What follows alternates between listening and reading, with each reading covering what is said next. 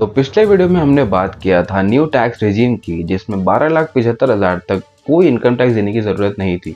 मगर इस tax reduction के कारण इंडिया को हर साल 1 लाख करोड़ का नुकसान होगा, जिस नुकसान का भुगतान करने के लिए इंडिया को हाई इंटरेस्ट रेट्स पे लोन्स बोरो करने पड़ेंगे, जिससे इंडिया एक डेट ट्रैप में भी फंस सकता है। मगर कल ही के वीडियो में हमने एक सोल्यूशन की बात की, जिससे ना हमारी जीडीपी ग्रोथ रुकेगी और ना हम एक डेट ट्रैप में फंसेंगे। तो आज हम उसी सॉल्यूशन का खुलासा करने वाले हैं, मगर उसके पहले मेरे चैनल को सब्सक्राइब कर दीजिए। तो इस न्यू टैक्स रिजीम के कारण इंडिया के पब्लिक के हाथ में पैसे तो बचेंगे, जिससे जीडीपी ग्रोथ भी होगी। मगर सोच के देखिए कि अगर इस टैक्स रिजीम को हटा दिया जाए तब तो इंडिया का लॉस होगा ही इकोनॉमिकली। वहीं दूसरी तरफ अगर एक इंसान की सैलरी हाइक हो जाए तो वो सैलरी उसके जीवन भर हाइक रहेगी और वो फ्यूचर में और सैलरी हाइक भी एक्सपेक्ट कर सकता है।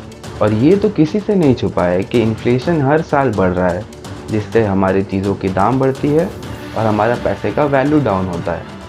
और लास्ट ईयर हमारा इन्फ्लेशन था 5.22%। मगर इसको कंपेयर किया जाए सैलरी हाइक से तो पिछले 20-30 सालों में ऑलमोस्ट सिमिलर सैलरी हाइक का परसेंटेज है। और ये बात भी सोचने वाली है कि जब एक इंसान का सैलरी हाइक होता है तो वो अपना स्टैंडर्ड ऑफ लिविंग बढ़ाता है, वो एसेट्स में पैसा लगाता है और वो इन्वेस्ट करता है अपने पैसों को कहीं कहीं जगह पे, जिससे अल्टीमेटली हमारी जीडीपी ऊपर जाती है। वहीं दूसरी तरफ अगर एक टैक्स रिजीम आपके पैसे बचा रहा है तो उससे आप अपने स्टैंडर्ड ऑफ लिविंग नहीं बढ़ाओगे, उस पैसे को सिर्फ आप सेव करोगे।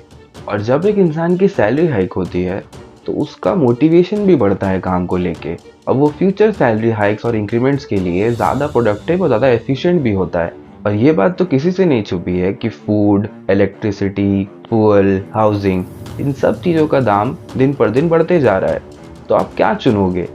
एक शॉर्ट टर्म सॉल्यूशन जो आपके कुछ पैसे बचाता है इनकम टैक्स से, या फिर एक लॉन्ग टर्म सॉल्यूशन जो है सैलरी हाइक, जिससे आपका स्टैंडर्ड ऑफ लिविंग भी बढ़ता है और इंडिया को एक कॉन्टिन्यूसली जीडीपी में पुश भी मिलता है।